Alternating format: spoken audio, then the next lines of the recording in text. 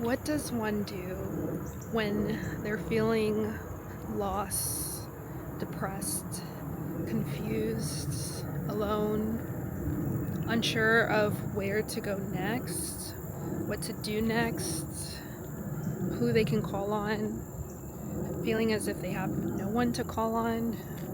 What does one do in these moments? Well, these are the moments when your light, the light, is calling upon you the most, because during the darkest moments is when we're meant to shine our light, to turn the light on, right? The darker it gets, the more light needs to come through. So what does this look like? This looks like finding ways to shift into the feeling of joy, getting lost in something that brings you so much happiness and so much peace. This can look like going for a walk. This can look like taking a shower. It can look like playing music and dancing in your living room. It can look like journaling. For me, I journaled yesterday for about 3 hours and just letting it all out. All of the worries, all of the frustrations, all of the self-doubt, all of the confusion, just letting it out in whatever method or modality you choose. And I know some people do this really well when it comes to the arts, when it comes to singing, when it comes to dancing, when it comes to painting. Any form of creation typically comes from these moments of despair, these moments of darkness, these moments where we feel so disconnected, yet we're so connected to source.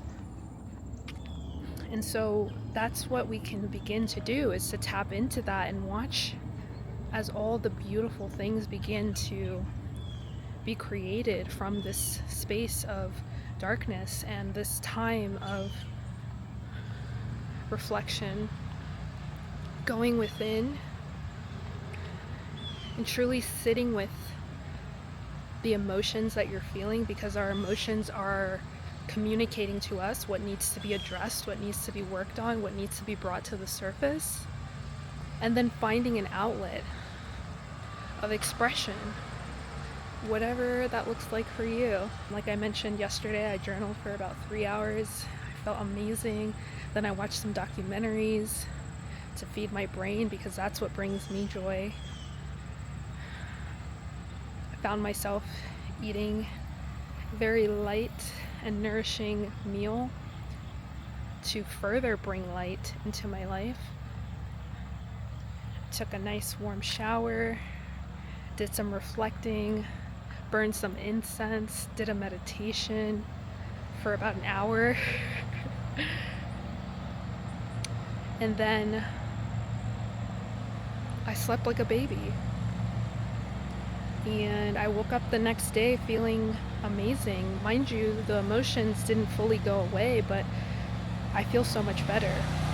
I feel like I have successfully found outlets for these emotions that we sometimes cannot explain or initially understand where they're coming from. And this is as opposed to reacting to the emotions. This is allowing them to work through us and really sitting with it. I think a lot of us tend to have a hard time being alone and sitting with our emotions, but I'm telling you, this is single-handedly one of the best ways to truly begin to work on yourself and to elevate your own frequency and to shift your own internal beliefs on the stories that we've been telling ourselves, the narratives that we've been perpetuating and living through over and over and over again. It's these moments that show us and reflect to us what work needs to still be done. Maybe you were triggered.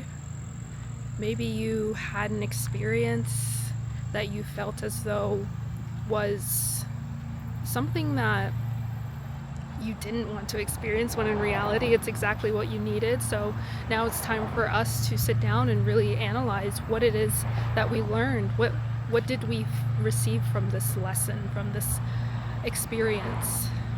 And that is the medicine that we can take into our lives, preparing us for what is to come. All challenges are just preparing us for something greater. So remembering that has also brought a lot of comfort, not only to myself, but to many others that I've talked to, worked with, shared stories with.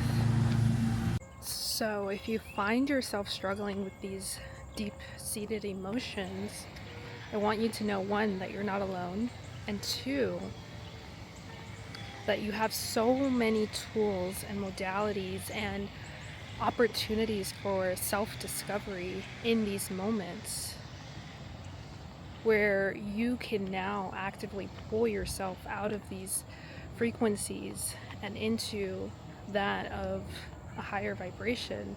Not to say that these emotions are low vibrational, but what you're being shown is how you can instantly shift and change your outlook on life through moving, through doing what brings you joy, through feeling love and giving and receiving love, doing the things that you love, ultimately is what it comes down to. And so that's my message for today.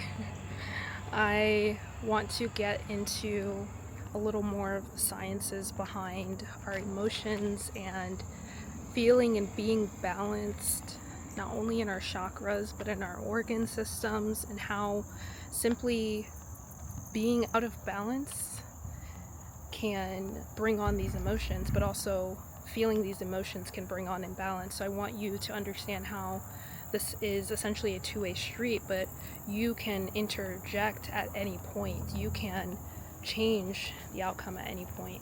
So that's the message for today, guys. Until next time.